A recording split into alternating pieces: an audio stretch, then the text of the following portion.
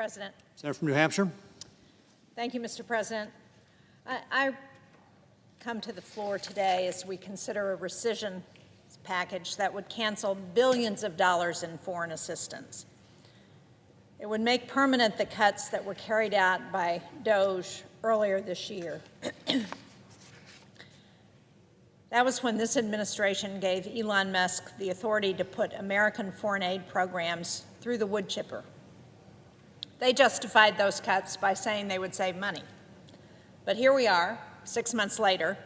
Not only have they passed a reconciliation bill that increases the national debt by more than $3 trillion, that shifts the financial burden to state and local governments. In New Hampshire, there is going to be a massive cost shift because of the passage of that bill.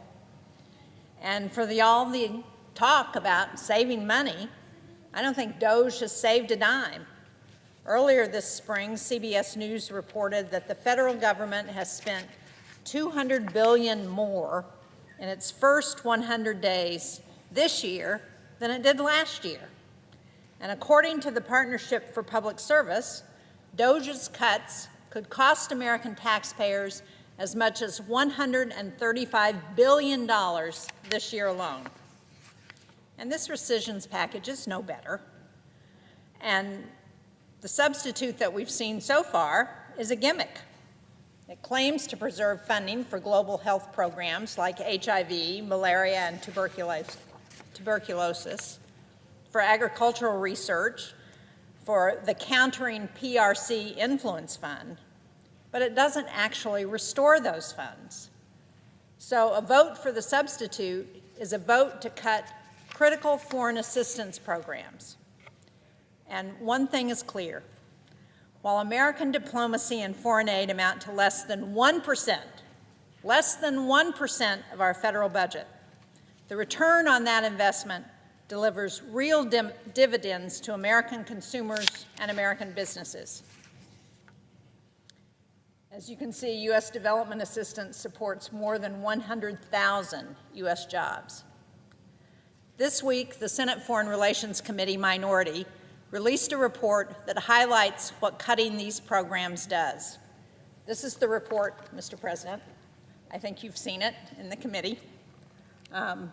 It's called "The Price of Retreat: America Cedes Global Leadership to China."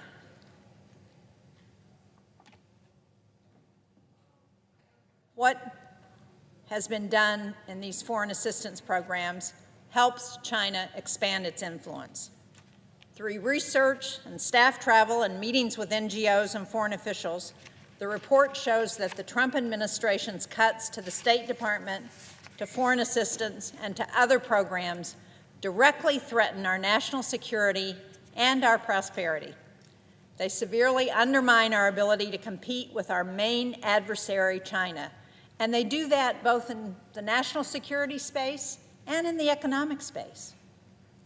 You know, Secretary Rubio said at his confirmation hearing that, and I quote, "The most potent and dangerous near-peer adversary this nation has ever confronted is China." It's true. The People's Republic of China presents the United States with a strategic challenge that is distinct from any in our nation's history. While our competition with China often seems distant from the United States, the reality is the outcome of this competition is deeply tied to our economy, to our security, and to our lives here at home. Because whether we're combating unfair trade practices and the theft of intellectual property, or we're stopping the flow of fentanyl into our communities, or protecting Americans from spying and cyber attacks, or helping U.S. companies stay ahead in developing batteries, electric vehicles, and AI, the stakes are very high, and the threat to our prosperity and our security is real. I don't think most Americans want to live in a world where the Chinese Communist Party is driving the agenda. But instead of strength and focus, what we've seen from this administration is a chaotic, haphazard retreat from the global stage.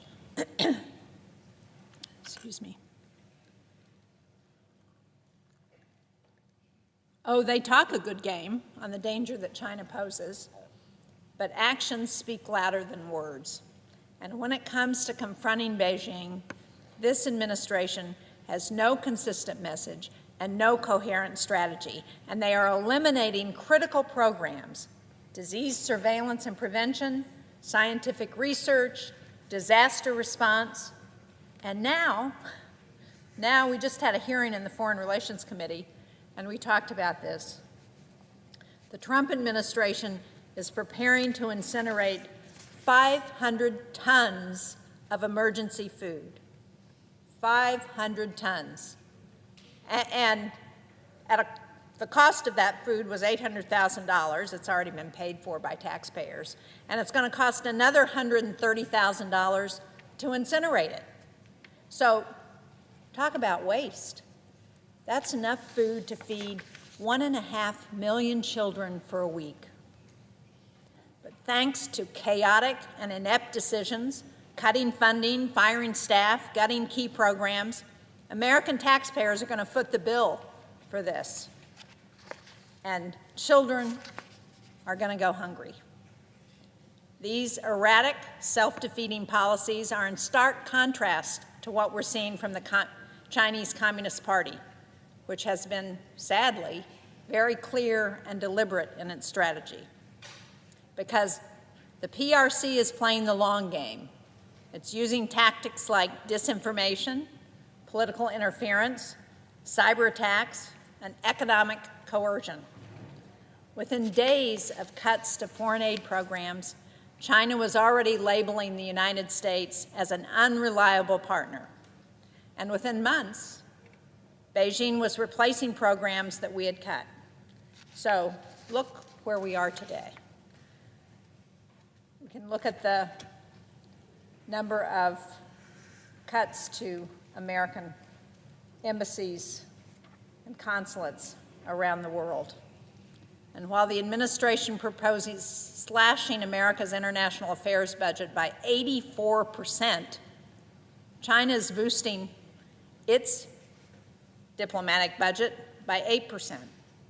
As we cut diplomatic staff and consider embassy closures, China operates one of the world's largest diplomatic missions with 278 missions. And while the U.S. shuts down networks like Radio Free Asia, China is spending billions on propaganda, expanding into 80 new frequencies and more languages. Our first hearing in the Foreign Relations Committee at the beginning of this year was on China. And what we heard at that hearing was that the PRC in China is spending more than $1 billion a year on misinformation and disinformation campaigns. And what have we done in response? We've cut Radio Free Asia.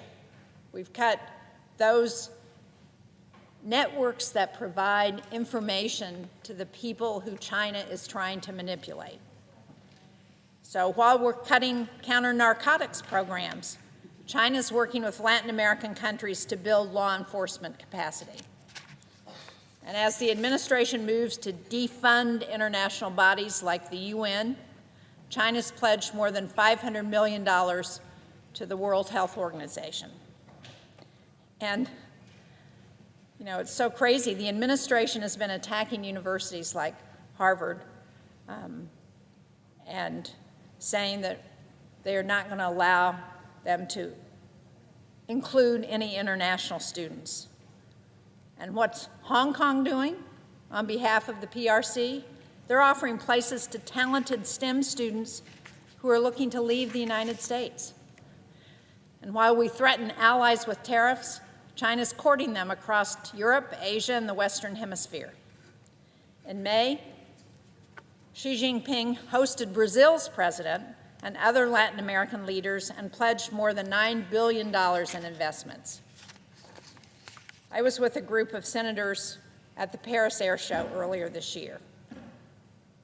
It's an exhibition that highlights the latest in aircraft and aerospace and military aircraft. And when we met with our embassy officials, they told us that they saw the biggest presence ever from China at that exhibition. and that China has opened 3 new consulates in France, over 20 Confucius Institutes in France. So China's not just looking at Africa, at the Indo-Pacific. They're looking at countries that have been our traditional allies. And what's the administration doing? It's suggesting that it's going to close U.S. diplomatic posts in these same regions. China is eating our lunch when it comes to diplomacy, when it comes to the investments that we need to make around the world. And yet, here we are today, we're considering a rescissions package that's going to further benefit the Chinese Communist Party. Leaders across the political spectrum, Democrats and Republicans alike, have agreed since I got to the United States Senate. And I thought the administration agreed with us, that the biggest threat to America's security, both economic and national security, is China, the People's Republic of China.